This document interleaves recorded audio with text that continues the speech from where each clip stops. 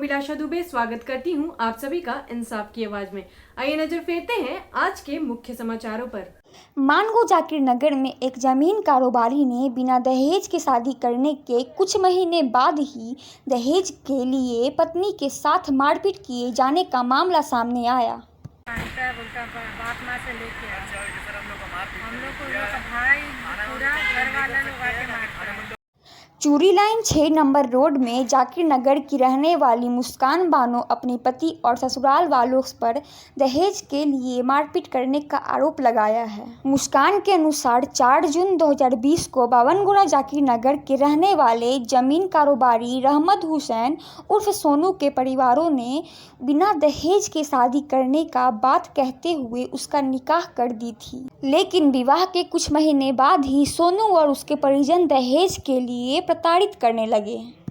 बस लड़की को हम लोग लेके जाना चाहते हैं। वो अभी क्या मामला है? और अभी पैसा मांगता है और मारपीट करता है। हम वहाँ से भाग के आ गए अपना माँ बाप घर, तो मेरा माँ बाप को मारा। क्या नाम है लड़का का? रहमत हुसैन उर्फ सोनू। क्या करता है? जमीन का काम करता है। आपका क्या नाम है? इतना ही नहीं, सोनू द्वारा उसके साथ अक्सर मारपीट भी करने लगा, जिससे परेशान होकर मुस्कान बानो पिछले दिनों ससुराल छोड़ मायके चली आई।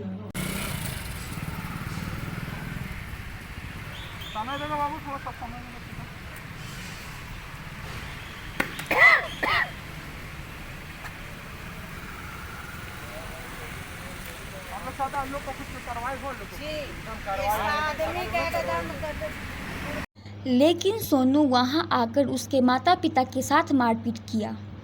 पति द्वारा इस तरह मारपीट किए जाने के विरुद्ध में मुस्कान बानो अपने परिजनों के साथ एसएसपी कार्यालय पहुंची और पति सोनू और उसके परिजनों के खिलाफ शिकायत कर उस पर कार्रवाई की मांग की।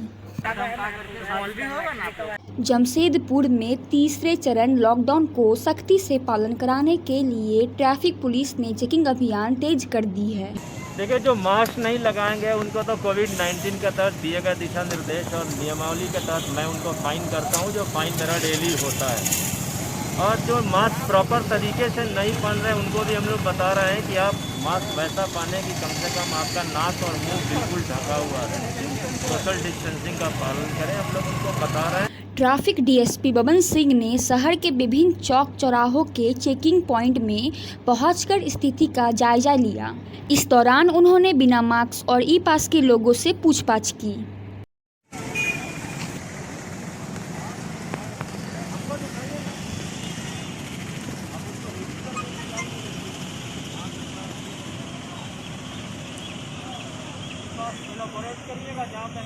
जिनसे मिली जानकारी के आधार पर उन्हें जाने की अनुमति दी गई। वहीं कुछ लोगों से जवाब से असंतुष्ट पाए जाने पर उन पर कार्रवाई करते हुए निर्गत किए गए दंड स्वरूप शुल्क वसूला गया और चेतावनी दी गई कि अगले बार निर्गत नियम का पालन नहीं करने पर कोविड-19 के तहत मामला दर्ज करते हुए जेल भी भेजा जा सकता है।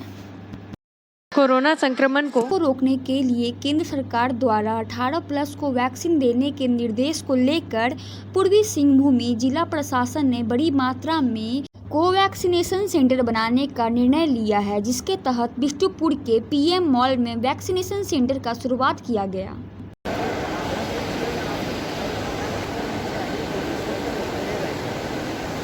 अठारह से 45 की आयु के लोगों को केंद्र सरकार द्वारा वैक्सीन देने का निर्णय लिया गया है, जिसके लिए राज्य सरकार को इसकी आवश्यक दिशा निर्देश दिया गया है। इसी के तहत पूर्वी सिंहभूम जिला प्रशासन ने जमशेदपुर के बिष्टुपुर स्थित पीएम मॉल को वैक्सीन सेंटर के रूप में तब्दील किया है।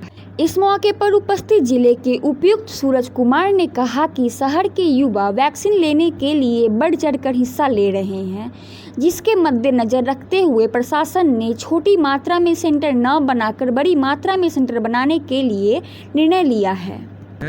क्योंकि कम वैक्सीनेशन टीम के साथ में, कम पुलिस वाले के साथ में, कम वॉलंटियर्स के साथ में हम लोग ज़्यादा लोगों को कैटर कर सकते हैं। इसी दृष्टिकोण के तहत हम लोगों ने जो भी सेंटर्स यहाँ पे ओपन किए हैं पूर्वी सिंहभूम जिला में, वो सारे बड़े सेंटर्स हैं गर्मी का माहौल है तो कुछ ऐसे सेंटर्स जो बड़े स्कूल्स हैं जहाँ पे हम लोग को एयर कंडीशनिंग की या छाँव की व्यवस्था नहीं है, वहाँ पे लोगों को दिक्कतें हो सकती थी।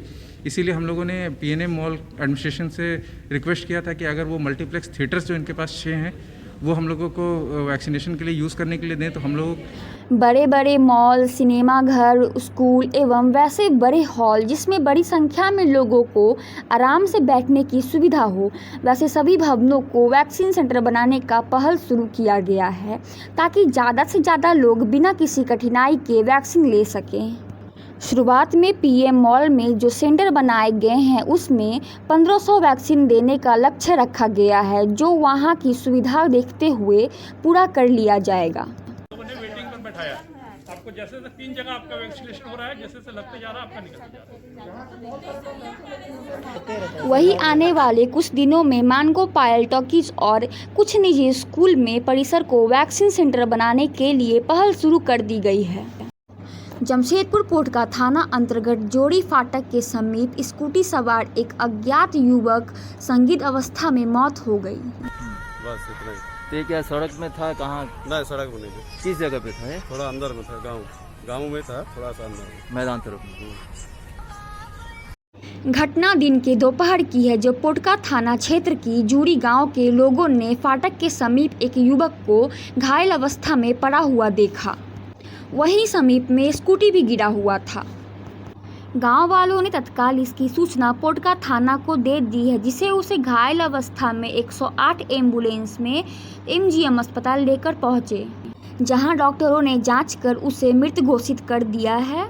वहीं पुलिस ने शव को जब्त कर पोस्टमार्टम के लिए भेज दिया।